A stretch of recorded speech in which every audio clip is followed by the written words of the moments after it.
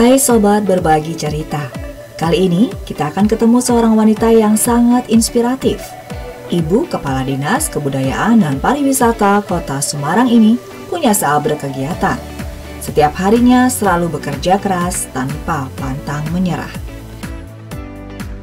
Seperti apa kegiatan Ibu Cantik dan Humble ini? Mari kita simak saja Berbagi Cerita episode kali ini.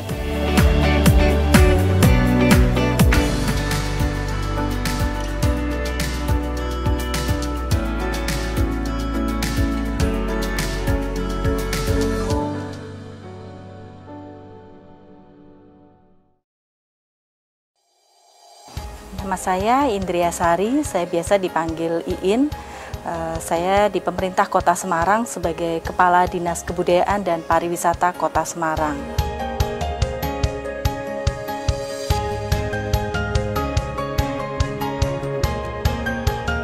Keseharian saya sebagai Kepala Dinas Kebudayaan dan Pariwisata Kota Semarang, khususnya pasca pandemi COVID ini adalah yang pertama memastikan tempat-tempat hiburan, tempat-tempat pariwisata itu dapat kembali beroperasional, tetapi tentunya menjaga agar sesuai dengan protokol kesehatan.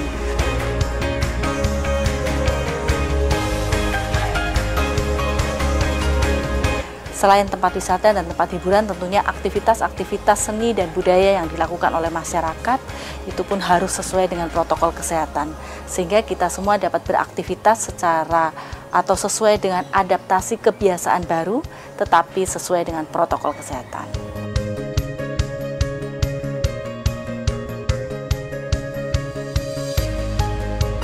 Mulai dari pagi sampai dengan malam hari. Biasanya saya datang ke kantor mulai dari jam 7.30 pagi, kemudian aktivitas kadang di kantor administrasi dan juga ke lapangan. Kemudian selesai pekerjaan, itu yang nggak pasti, kadang-kadang sampai jam 5 sore dan sering juga sampai jam 9 malam.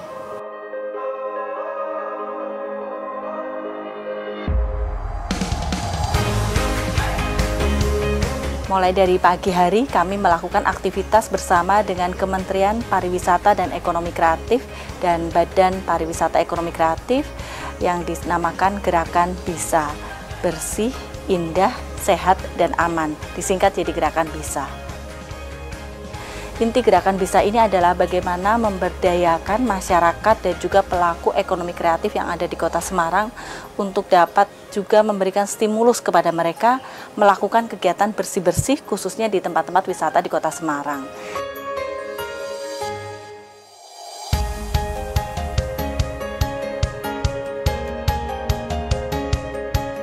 Kota Semarang alhamdulillah mendapatkan tempat 4 lokasi. Yang pertama kemarin kita lakukan bersama-sama di objek wisata Gua Kreo. Kemudian di Masjid Agung Semarang, Kota Lama, dan yang terakhir adalah di Semarang Zoo atau Kebun Binatang Semarang.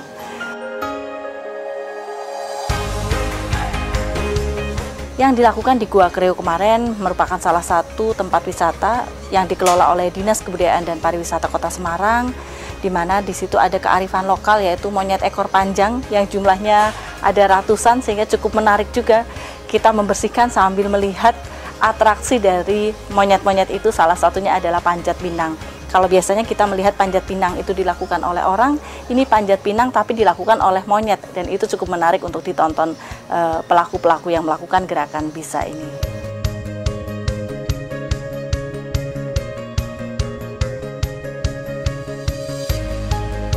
Pada saat kita melakukan Gerakan Bisa atau bersih-bersih kawasan wisata, kebetulan kami juga mendapatkan tamu dari Kementerian Dalam Negeri.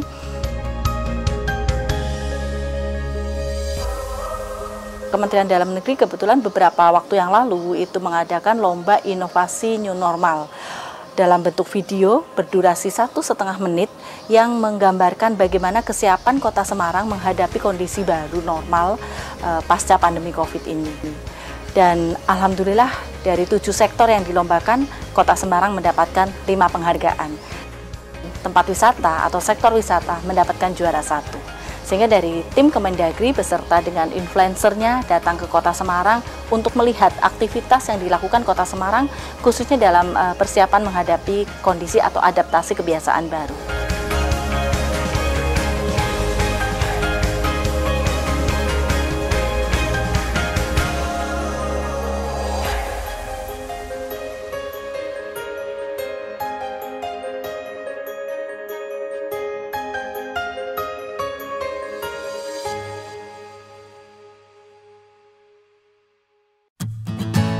budaya menjadi ciri khas suatu bangsa. Bahasa sebagai media komunikasi antar negara menjadi yang terdepan dalam budaya dan bahasa yang ingin dicapai Fakultas Ilmu Budaya Universitas Dian Nuswantoro Semarang.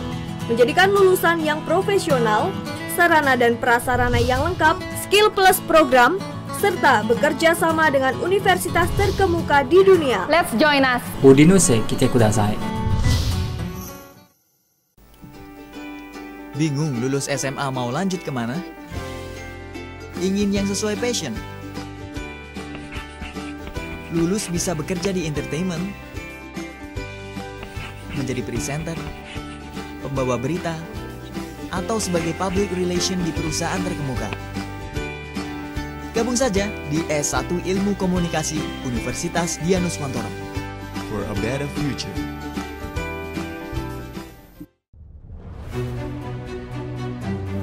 Jadi rumah BUMN Gunung Kidul ini dibangun untuk mendampingi UMKM agar lebih dikenal di banyak kalangan masyarakat. Salah satu dari 4 prioritas programnya adalah ekspor. Kemudian kami dapat tawaran dari PLN untuk mengikuti pameran di Pasar Senggol Turki. Untuk PLN kami menyampaikan yang pertama terima kasih atas kesempatannya selama ini. Jadi selama 2 tahun ini kami diajak untuk ikut pameran G20, kemudian kami diajak untuk kemarin pameran di Turki. Kami berharap rumah BUMN Gunung Kidul binaan PT PLN Persero dapat menjadi wadah bagi UMKM di Yogyakarta dan sekitarnya. Rumah BUMN Gunung Kidul dari Yogyakarta untuk dunia. Selamat datang di Fakultas Ekonomi dan Bisnis Udinus. FEB Udinus telah menjadi fakultas pilihan utama di bidang ekonomi. Menumbuh kembangkan kreativitas dan inovasi yang bermanfaat bagi masyarakat, pemerintah, dan dunia usaha. Tertarik ekonomi, bergabunglah bersama kami.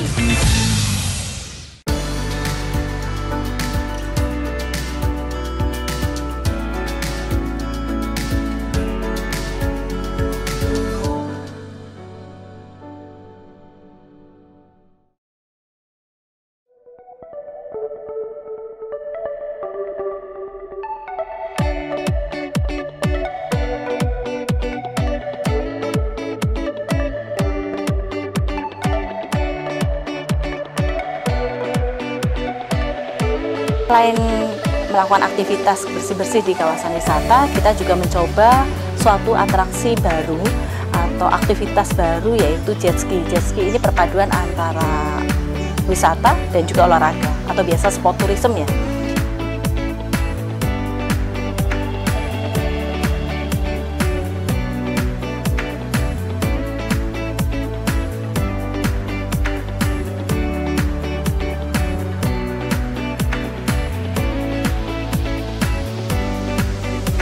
Itu kita memperkenalkan suatu tempat wisata atau objek daya tarik wisata yang baru di Kota Semarang. Jet ski ini dilakukan di Sungai Banjir Kanal Barat dan juga Pantai Marina, di mana kita bisa melihat keindahan Kota Semarang dari laut. Dan itu sesuatu yang baru di Kota Semarang, bisa dinikmati. Kalau di tempat lain jet ski itu hanya bisa di laut saja, tetapi Kota Semarang ini kita bisa menyusuri sungai yang ada di Kota Semarang, dan itu cukup menarik.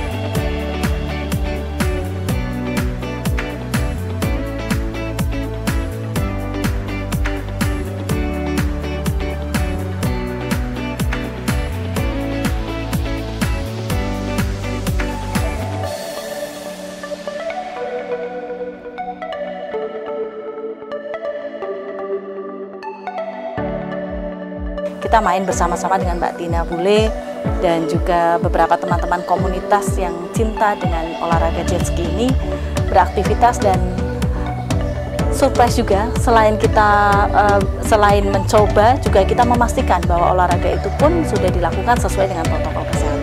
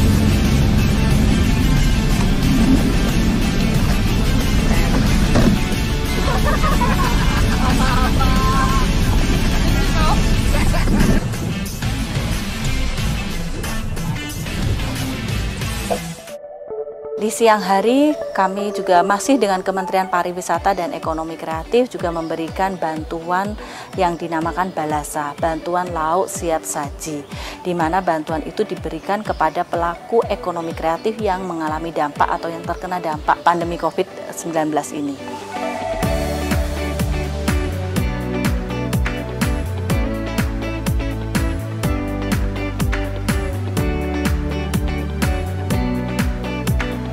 Uniknya adalah di dalam kegiatan Balasa ini dari Kementerian Pariwisata menggandeng juga UMKM yang ada di Kota Semarang.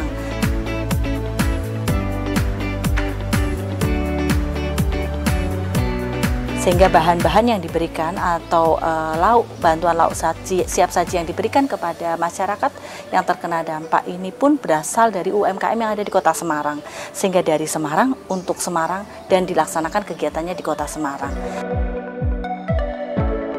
Diberikan kepada 147 pelaku ekonomi kreatif yang terdampak. Bantuannya macam-macam, ada bahan pokok, kemudian lauk pauk yang siap saji.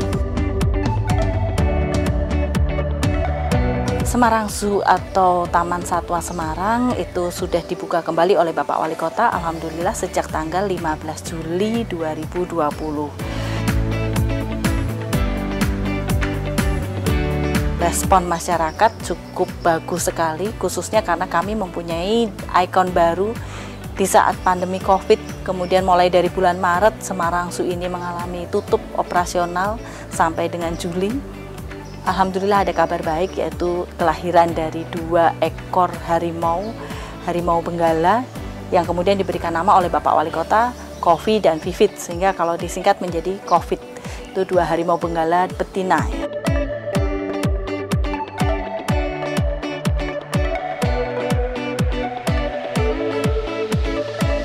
Sekarang ikon baru itu, 2 harimau itu selalu juga kita atraksikan pada hari-hari tertentu.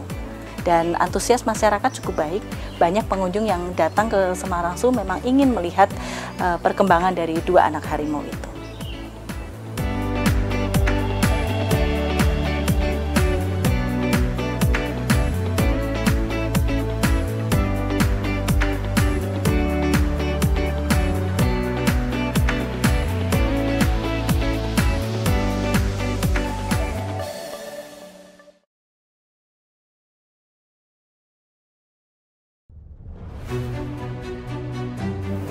Jadi rumah BUMN Gunung Kidul ini dibangun untuk mendampingi UMKM agar lebih dikenal di banyak kalangan masyarakat.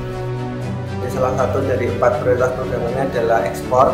Kemudian kami dapat tawaran dari PLN untuk mengikuti pameran di Pasar Senggol Turki. Untuk PLN kami menyampaikan yang pertama terima kasih atas kesempatannya selama ini. Jadi selama 2 tahun ini kami diajak untuk ikut pameran G20, kemudian kami diajak untuk kemarin pameran di Turki. Kami berharap rumah BUMN Gunung Kidul binaan PT PLN Persero dapat menjadi wadah bagi UMKM di Yogyakarta dan sekitarnya. Rumah BUMN Gunung Kidul dari Yogyakarta untuk dunia. Pengen makan enak dan gak ribet? Leleku Bumbu punya solusinya. Dibuat dari lele segar yang berkualitas, diolah dengan bumbu yang ciamik, dijamin bikin ketagihan. Ada lembu mandi di kali. Leleku Bumbu enak sekali.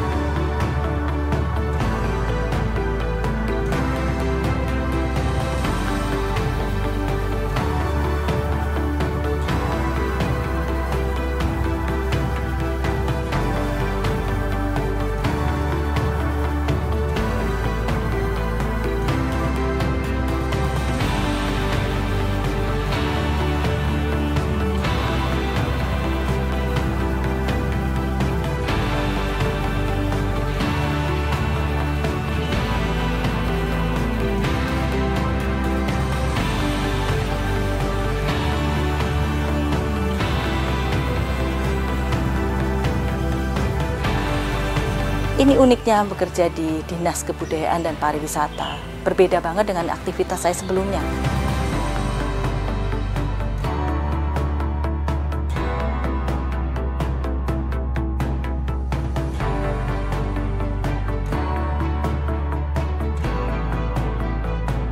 Sebelumnya kami di sekretariat daerah, jadi pekerjaan lebih banyak ke sifatnya administratif. Tapi kemudian kami ditugaskan di Dinas Kebudayaan dan Pariwisata, kegiatannya cukup beragam. Mulai dari administratif sampai harus turun ke lapangan.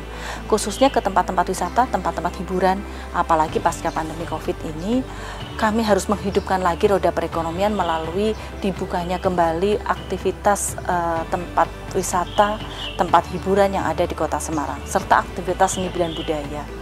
Mulai dari pembukaan tempat-tempat hiburan, karaoke, spa, bar, lounge, dan beberapa tempat hiburan yang lain, dibukanya destinasi wisata di Kota Semarang, dari yang dimiliki oleh pemerintah sampai yang dikelola oleh swasta, seperti Gua Kreo, Tinjo Moyo, kemudian juga Lawang Sewu, dan juga khususnya di Semarang Zoo ini, dan aktivitas yang lain yang juga membutuhkan kita harus turun langsung ke lapangan. Itu uniknya dan di situ seninya.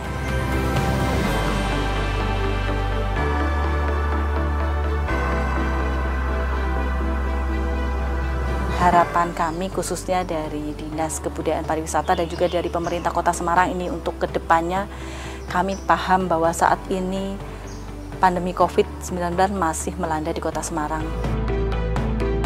Kondisinya Kota Semarang masih banyak yang terkena dampaknya. Masih banyak juga yang mengalami positif COVID-19, sehingga kami cukup prihatin. Jadi pesan kami tetap jaga kesehatan.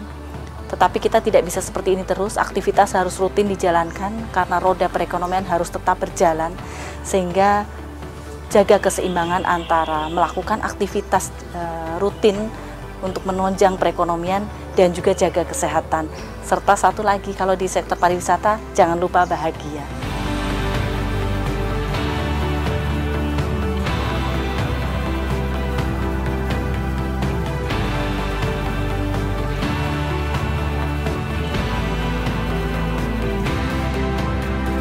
Ya, buat saya sendiri kadang-kadang saya juga merasakan satu hari aktivitas ya, mulai dari pagi yang kadang-kadang selesainya juga sampai malam hari, itu kadang capek juga. Apalagi dengan kondisi COVID yang membuat kami juga tidak tahu harus seperti apa, tetapi yang membuat kami termotivasi itu adalah di luar sana banyak sekali orang yang mengharapkan sektor pariwisata itu dapat berkembang. Sehingga mari kita jaga kesehatan, mari kita segera beraktivitas secara normal lagi dengan melakukan adaptasi kebiasaan baru. Sehingga adaptasi kebiasaan baru ini akan menjadi kebiasaan-kebiasaan kita selanjutnya dan perekonomian dapat pulih seperti sedia kala. Tetap maju sektor pariwisata.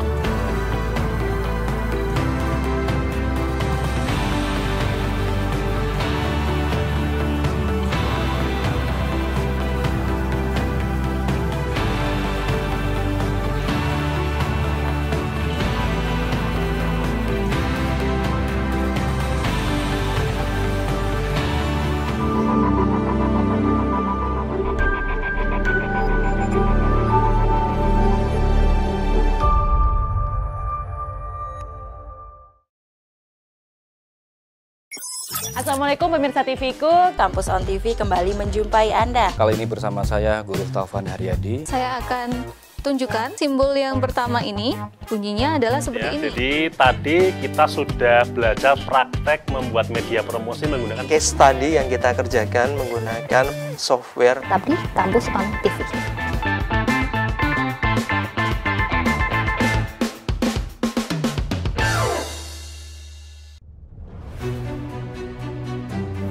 Jadi rumah BUMN Gunung Kidul ini dibangun untuk mendampingi UMKM agar lebih dikenal di banyak kalangan masyarakat. Salah satu dari 4 prioritas programnya adalah ekspor. Kemudian kami dapat tawaran dari PLN untuk mengikuti pameran di Pasar Senggol Turki. Untuk PLN kami menyampaikan yang pertama terima kasih atas kesempatannya selama ini. Jadi selama 2 tahun ini kami diajak untuk ikut pameran G20, kemudian kami diajak untuk kemarin pameran di Turki. Kami berharap rumah BUMN Gunung Kidul binaan PT PLN Persero dapat menjadi wadah bagi UMKM di Yogyakarta dan sekitarnya. Rumah BUMN Gunung Kidul dari Yogyakarta untuk dunia.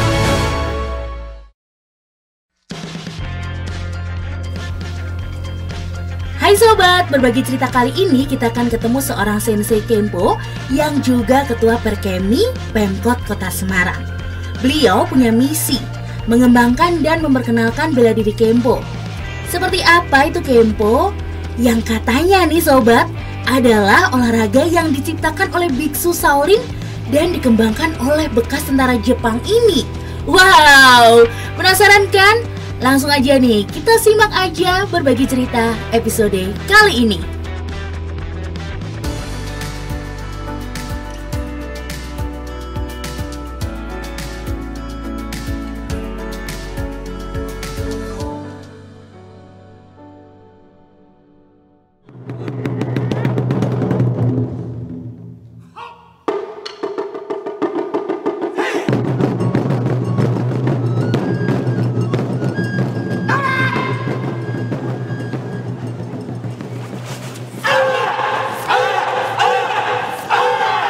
Sejarah Kempo itu panjang Mas, jadi sebenarnya dimulai dari abad ke-6, sekitar tahun 550-an.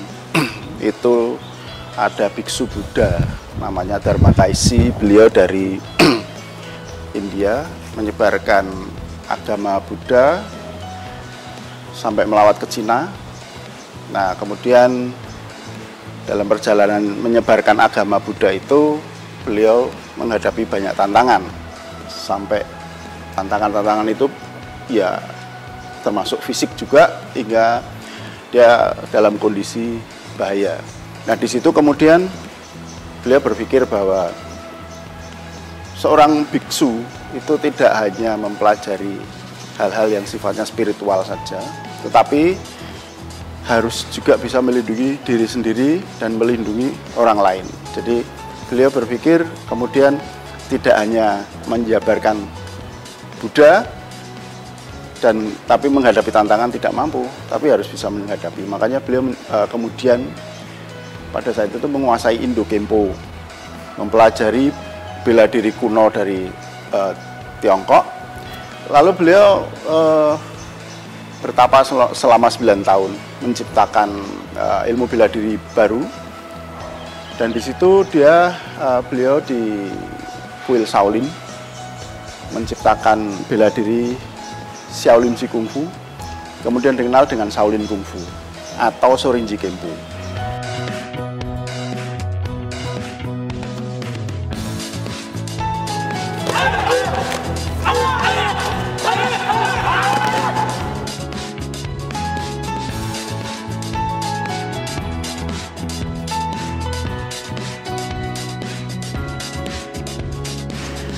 Nah kemudian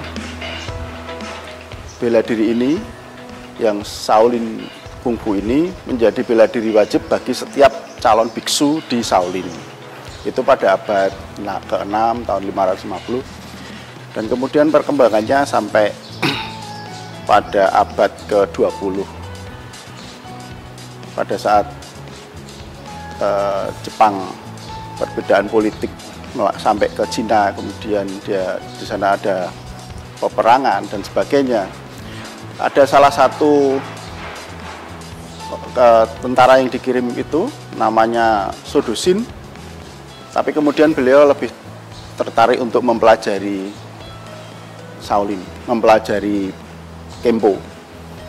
Dilatih oleh Sihang atau Mahaguru ke-20, Wen Taizong.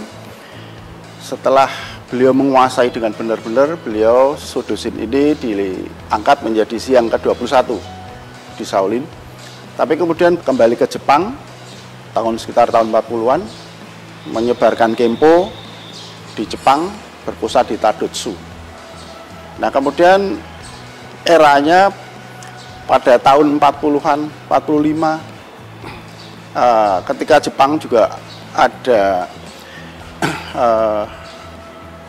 pada Perang Dunia Kedua kalah, kemudian harus membayar pampasan perang, dan salah satunya harus mengirim pelajar-pelajar Indonesia untuk belajar di Jepang. Ada 3 orang mahasiswa Indonesia yang belajar di Jepang, Sensei Utin Sahras, Sensei Indra Kartasasmita, dan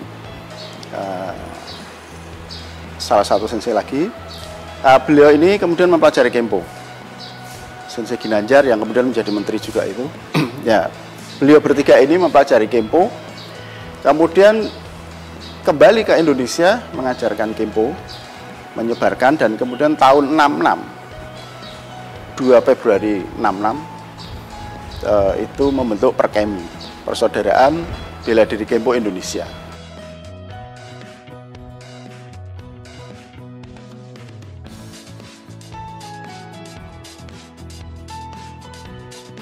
Persaudaraan Bela Diri Kempo Indonesia ini berkembang sejak tahun 66, dan kemudian mulai setelah berkembang di Jakarta, mulai menyebarkan ke luar Jakarta, dan salah satunya itu yang termasuk dojo tertua setelah Jakarta itu adalah Semarang. Jadi ada salah satu kenshi dari murid dari Sensei Indra ini diutus ke Semarang dan mengembangkan di Semarang.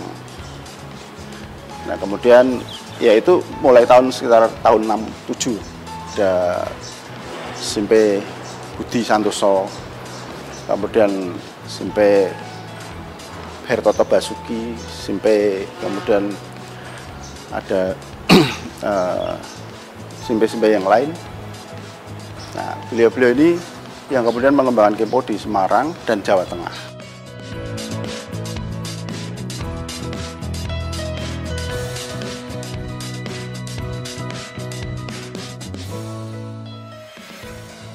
Awalnya dulu satu, kemudian berkembang kan sejak awal itu Kempo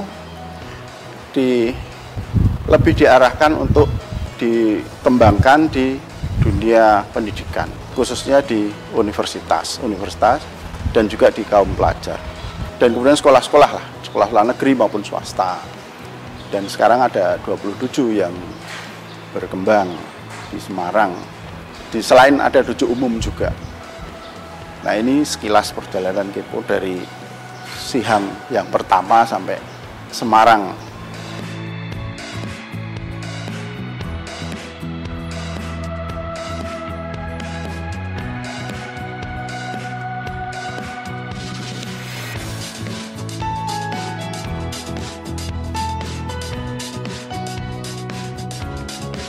Nah, begini.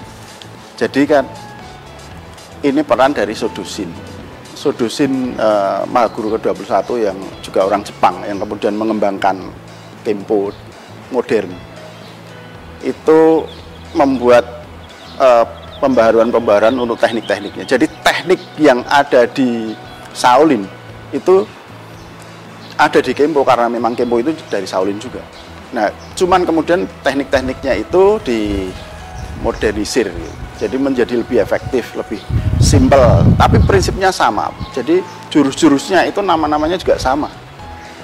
Hanya kemudian namanya kan menjadi nama Jepang. Ke Jepang karena beliau orang Jepang. Dan itu kemudian mendunia. Sementara kalau Shaolin sendiri kan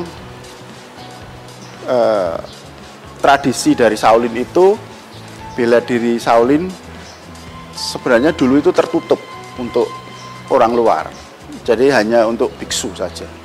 Tapi kemudian menjadi lebih berkembang dan Jepang lebih mengembangkan lagi melalui Sodosin ini, gitu. Tapi secara teknis sama, hanya di Jepang itu menjadi lebih efektif melalui pengolahan teknik dan pengembangan dari Sodosin itu.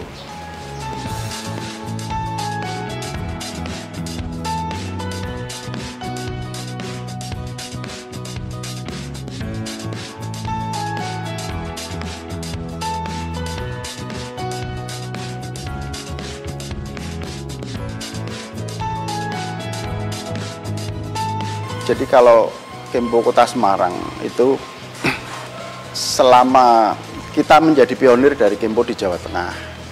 Jadi memang kita ini Semarang itu menjadi tolak ukur dari Kempo di Jawa Tengah. Pada kompetisi tertinggi di Jawa Tengah itu kan Porda dulu, sekarang Porprov. Pada era saya di 2013 misalnya kita juara umum Porpro di Banyumas. Kemudian juara di kejuaraan pelajar. Gitu. Jadi kita juga mengikuti kejuaraan-kejuaraan di luar Jawa Tengah. Kita juga ambil bagian dalam PON dan beberapa Kensi Semarang juga ikut menyumbangkan medali. Kemudian ada kejuaraan-kejuaraan lain, kita juga menjadi salah satu kontributor dari peraih medali untuk Kota Semarang.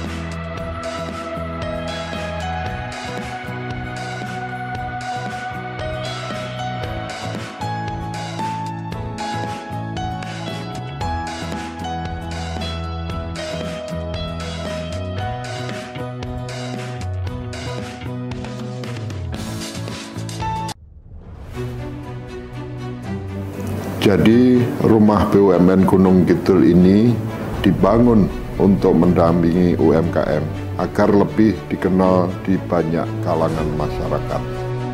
Salah satu dari 4 prioritas programnya adalah ekspor. Kemudian kami dapat tawaran dari PLN untuk mengikuti pameran di Pasar Senggol Turki.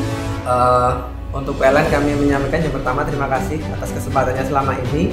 Jadi selama 2 tahun ini kami diajak untuk ikut pameran G20, kemudian kami diajak untuk kemarin pameran di Turki. Kami berharap rumah BUMN Gunung Kidul binaan PT PLN Persero dapat menjadi wadah bagi UMKM di Yogyakarta dan sekitarnya. Rumah BUMN Gunung Kidul dari Yogyakarta untuk dunia. Wong lulus sekolah malah domblang-domblong, pengen langsung kerja. Mbok kuliah neng dinus-dinus apa kae sing kampusnya biru, nggone Mbak Yumu kuliah karo kanca-kancane kae lho. Itu Udinus, Universitas Dian Nuswantoro, salah satu pelopor kampus teknologi dan komputer di Indonesia. Nah, contohnya Mbak Yumu karo koncone. Mbak Yumu lulus kuliah langsung kerja, koncone lulus kuliah buka usaha, kan iso membuka lapangan pekerjaan. Universitas Dian Nuswantoro, perguruan tinggi terakreditasi unggul dengan 5 fakultas unggulan, program pasca sarjana, dan program doktor. Kampusnya adem, apik kaya mall. Mahasiswane ya akeh sing berprestasi nasional sampai internasional. Udinus berada di pusat kota Semarang dengan akses mudah, lengkap dengan fasilitas laboratorium, sport center, poliklinik, suasana kampus yang edukatif dan kolaboratif. Jolali, yuk daftar Udinus Polke, Universitas Dian Nuswantoro, jempol dan oke.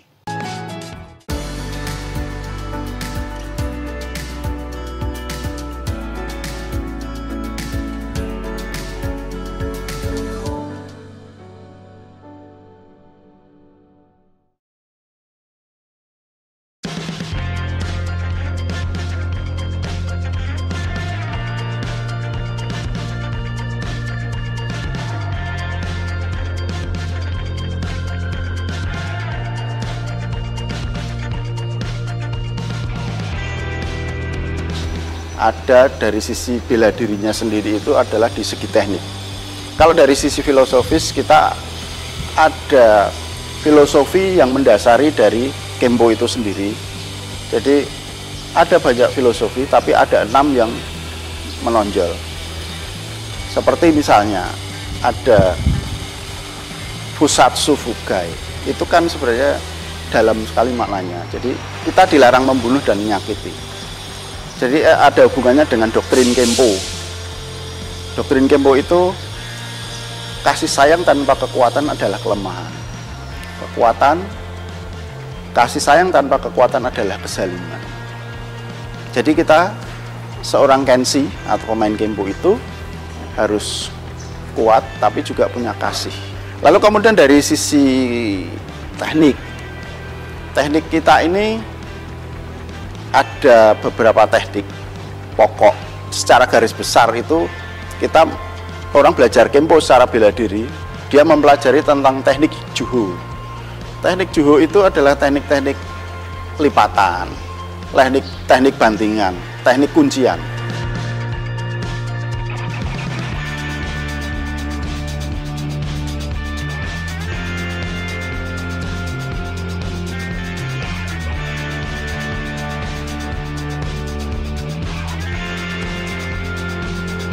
Lalu ada lagi kita mempelajari tentang seiho. Seiho itu adalah teknik pengembalian kondisi fisik setelah kita berlatih capek selama sekian waktu. Di situ kita diajari tentang anatomi tubuh, bagaimana memulihkan kondisi itu melalui teknik-teknik urut ketimuran yang dulu berasal dari Shaolin juga. Nah, ya memang kemudian ada teknik juga yang ya ini hanya bisa dikuasai oleh sensei-sensei yang tekniknya sudah tinggi. Itu ada totok darah ya. Jadi kalau di film-film kungfu itu ada totok darah, itu betul.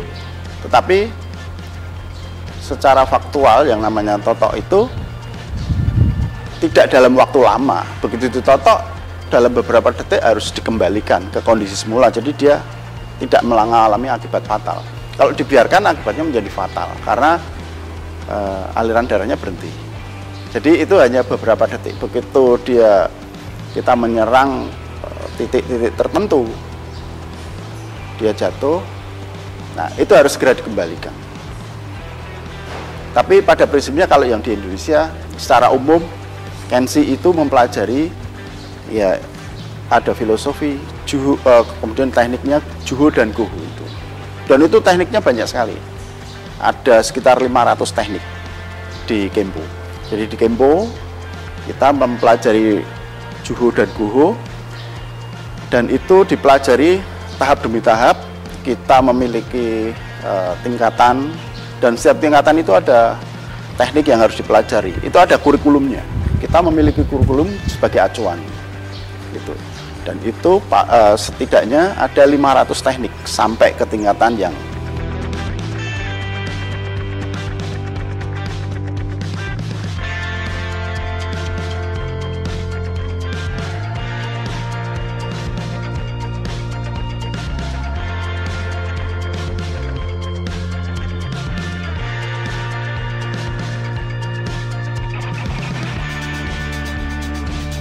ya memang idealnya seseorang mempelajari kempo itu diarahkan dari sejak dini. Tetapi kan dalam artian secara fisik dia sudah diperbolehkan untuk berlatih. Jadi usia SD misalnya 7 tahun pas itu bisa mempelajari.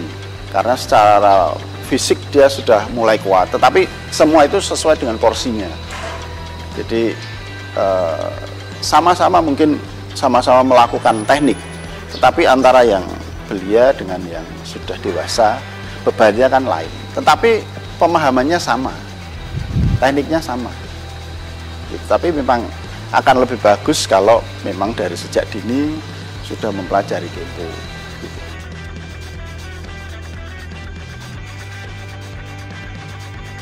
Pada prinsipnya adalah bela diri yang mengutamakan sisi alamiah.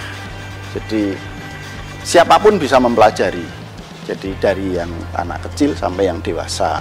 Kemudian dari yang berbagai gender ya, dari antara yang pria maupun wanita. Makanya itu bisa dilihat dari teknik-teknik kempo. Kita tidak hanya mempelajari teknik goho, tetapi juho. Juho itu adalah teknik-teknik lipatan. Teknik lipatan itu biasanya memang lebih aplikatif ya, karena lebih aplikatif dalam arti kalau dalam dunia nyata itu memang kita lebih sering diserang secara tidak langsung.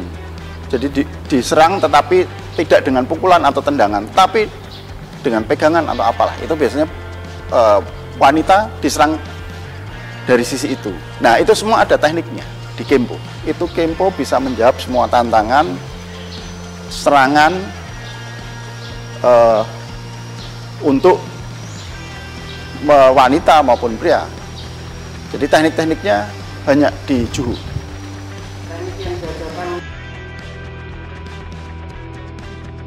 Di Kempo itu teknik yang dipelajari itu tidak membedakan wanita dan pria. Yang kemudian di situ sesuai dengan kurikulum. Nah, kemudian pada saat melakukan latihan itu kita ada satu sistem namanya Kumite Sutai. Jadi kita melakukan secara berpasangan. Dengan berpasangan itu kita akan dapat mengetahui gerakan kita itu sudah tepat atau belum, sasarannya sudah tepat atau belum. Kemudian dari situ kan tekniknya akan menjadi efektif atau tidak. Jadi kita punya banyak teknik, banyak cara supaya kita dapat memenangkan satu perkelahian. Ya, tapi asumsinya kalau di Kempo itu kita tidak berkelahi untuk menyerang, tetapi kita hanya bertahan, kita hanya bela diri, karena filosofinya di situ.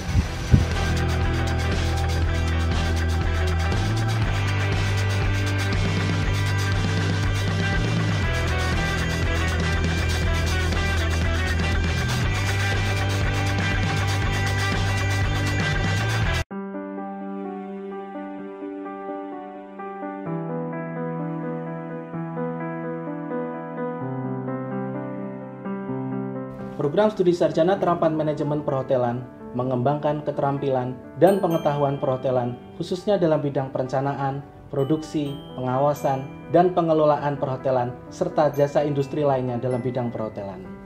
Pertumbuhan hotel beberapa tahun ini menuntut industri perhotelan untuk berdaya saing tinggi dengan menggunakan sumber daya manusia yang ahli, handal, dan profesional. Manajemen Perhotelan Udinus mempersiapkan kompetensi seperti housekeeping, front office, hingga food and beverage. Prodi ini memiliki komitmen untuk mempersiapkan mahasiswa yang ingin mempelajari praktik dan teori perhotelan hingga level manajerial. Kami mahasiswa Sarjana Terapan Manajemen Perhotelan dibekali dengan kemampuan berbahasa asing seperti bahasa Inggris, Jepang, dan Mandarin. Diampu oleh dosen yang memiliki kualitas S2 hingga S3, membuat kami menjadi mahasiswa tersertifikasi yang profesional, sehingga kami memiliki kepercayaan diri untuk bersaing baik di tingkat nasional maupun internasional. Sarjana Terapan Manajemen Perhotelan, a place to nurture professionalism. Selamat datang di Fakultas Ekonomi dan Bisnis Udinus. FEB Udinus telah menjadi fakultas pilihan utama di bidang ekonomi. Menumbuh kembangkan kreativitas dan inovasi yang bermanfaat bagi masyarakat, pemerintah, dan dunia usaha. Tertarik ekonomi, bergabunglah bersama kami. Fakultas Ilmu Komputer Universitas Dian Nuswantoro. Berbasis teknologi, inovatif, mendidik mahasiswa aktif dan produktif. Menghasilkan lulusan berkualitas, penuh kreativitas. Siap terjun secara profesional di dunia tanpa batas. Fasilkom Udinus, enjoy with Tekno Kreatif. Jadi rumah BUMN Gunung Kidul ini dibangun untuk mendampingi UMKM agar lebih dikenal di banyak kalangan masyarakat. Salah satu dari 4 prioritas programnya adalah ekspor. Kemudian kami dapat tawaran dari PLN untuk mengikuti pameran di Pasar Senggol Turki. Untuk PLN kami menyampaikan yang pertama terima kasih atas kesempatannya selama ini. Jadi selama 2 tahun ini kami diajak untuk ikut pameran G20, kemudian kami diajak untuk kemarin pameran Kami berharap Rumah BUMN Gunung Kidul binaan PT PLN Persero dapat menjadi wadah bagi UMKM di Yogyakarta dan sekitarnya. Rumah BUMN Gunung Kidul dari Yogyakarta untuk dunia.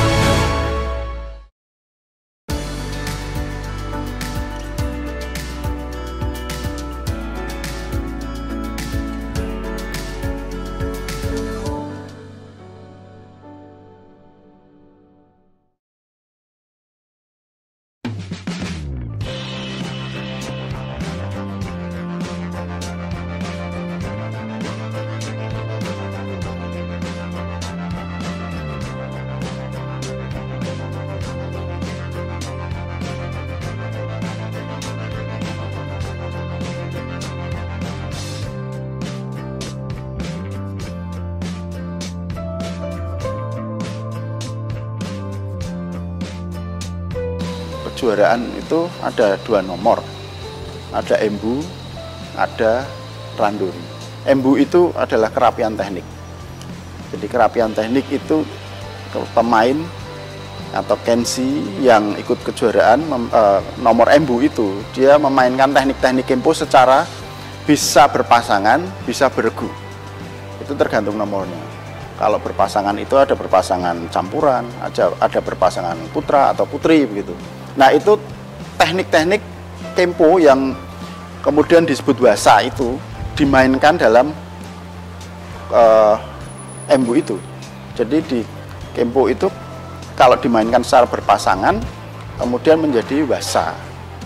Nah, wasa itu kemudian dimainkan dirangkai dalam sebuah embu. Dalam satu embu itu ada 6 komposisi. Nah setiap komposisi ada 2 wasa. Itu dimainkan secara bersamaan. Ya, gitu.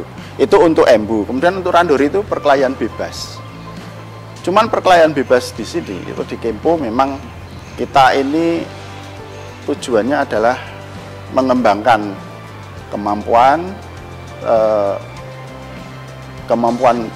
kenshi untuk meraih poin setinggi-tingginya, tetapi tidak dengan membunuh lawan. Jadi kita ini mencari poin. Jadi pada saat mereka fight randori itu mereka yang dinilai adalah tendangan yang masuk atau pukulan yang mengenai dengan telak, tetapi itu semuanya kita sudah dilindungi oleh head protector, hand and glove maupun body protector. Jadi semuanya safe. Kita karena pada prinsipnya kalau di kempo randori itu kita sama-sama saudara. Jadi ini kita mencari poin. Jadi poin masuk, tapi tidak untuk menjatuhkan. Gitu.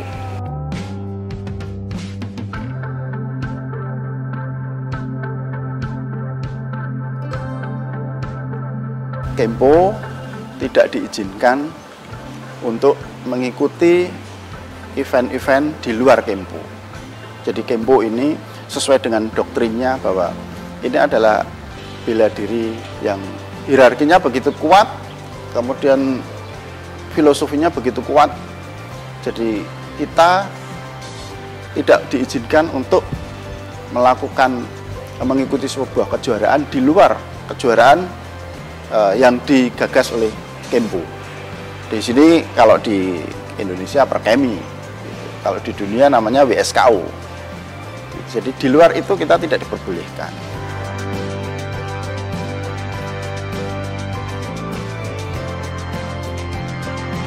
Ada yang tertarik dengan kempo, kita Perkemi Pengkot Semarang itu mengampu 27 yang sudah ada. 27 itu ada di 7 universitas, 7 sekolah dan juga umum. Yaitu nanti bisa dikonsultasikan dengan cabang kalau misalnya mereka tertarik untuk mengikuti bela diri kempo. Bisa ke sekretariat kempo saja. Perkemi Pengkot Kota Semarang ada di Pusponjolo Selatan 1B.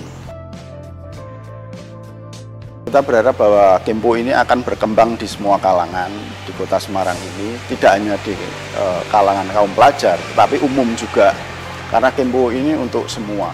Jadi, tapi satu hal pada prinsipnya bahwa Kempo secara bela diri dan secara filosofi itu sebenarnya bukan merupakan sebuah sesuatu yang sangat sulit untuk dikuasai, tetapi ini sebenarnya merupakan sebuah kebutuhan. Semuanya harus memiliki bela diri, dan pada poinnya bahwa Kempo ini tujuannya adalah tidak menciptakan jagoan, tetapi kita ini sebenarnya adalah karakter building. Jadi membentuk manusia yang baik, yang berani. Jadi untuk menjadi yang baik, dia harus bisa menjaga dirinya sendiri maupun orang lain. Dari doktrin Kempo saja, ya, bahwa kasih sayang, kekuatan tanpa kasih sayang adalah kezaliman. Kasih sayang tanpa kekuatan adalah kelemahan. Jadi setiap manusia itu harus kuat dan punya kasih sayang.